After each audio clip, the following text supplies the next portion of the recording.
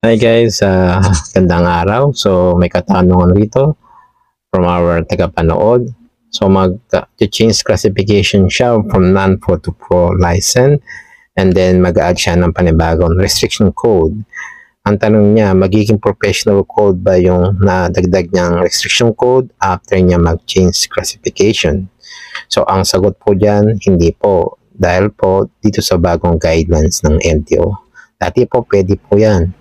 Pero ngayon, kailangan magkaroon ng maturity o tiyak na panahon bago maging professional ang bawat code nyo.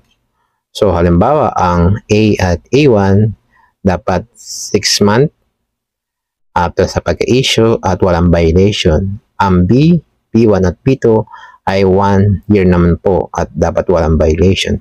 At dapat meron kayong bagong PDC para dyan. Okay?